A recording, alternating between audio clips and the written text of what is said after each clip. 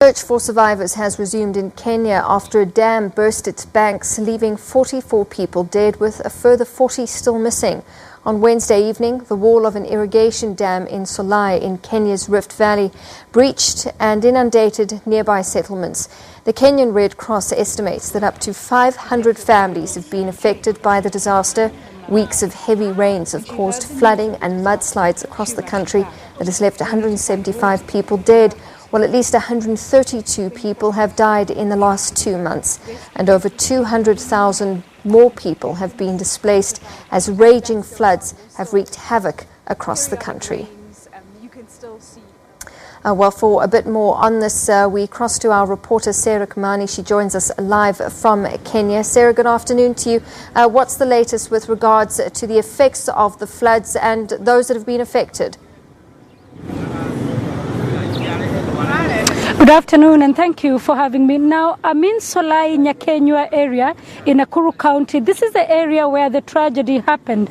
Now, it's been raining very heavily all day today, and so recovery and rescue efforts have been very slow. Sometimes the Kenya Red Cross Society, the Kenya Defence Forces having to take a break in order to allow for the rains to subside. And what is happening also is that when it rains, then more water is seeping out of the dam and creating fears, because we understand there are 5 more dams here, creating fears that those two could break their walls. Now, I'm going to just slowly step out of the shot to just be able to show you the extent of the damage that happened here. What you see now is one of the areas.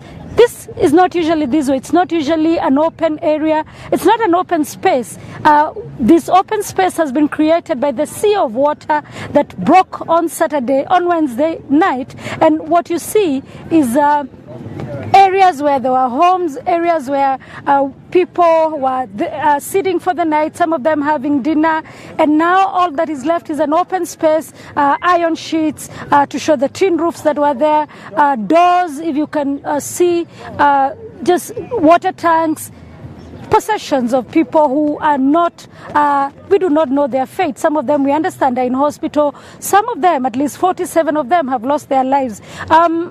We understand that 2 schools have also been affected in the area, and I'll just right now bring in a student of one of the schools that have been closed.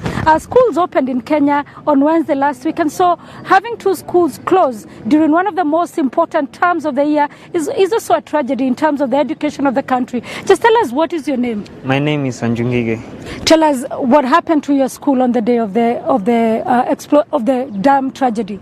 Yeah, we had that the sound which was coming from there up, it was just the sound of dam which it leak, and then we came out from our school faster, and then after some times we saw water, a big falls of water. It was just the waves which were coming out, and then here we are standing in this. It was a home of a person, and then they were inside the house when their house was swept away by that water. Have you ever seen anything like this before? What class are you? I'm in Form 3. Have you ever seen anything like this? That means you have studied here for at least 3 years. Have you ever seen anything like this before? No, I haven't. Yeah. So your school is now closed? Yeah, for just 1 week. Yeah. Thank you very much.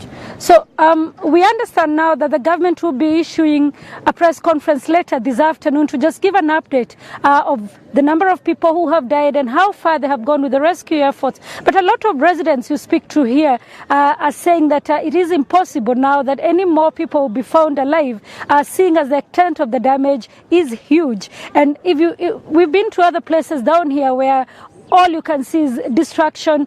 We can see clothes hanging on trees and people saying that is a life. That is somebody who was removed, perched on top of a tree, already dead. The dam is still seeping. Water is still seeping out of the dam, and we do not know if indeed the government will be taking any measures to stop the flow of the water into what used to be Solai Nyakenywa village. Sarah, thank you. For now, we'll leave it there. Our Sarah Kamani live for us from Kenya with an update on that story there, where people have been severely affected by that dam that broke its walls and took out a vast village, and a lot of people affected by that disaster.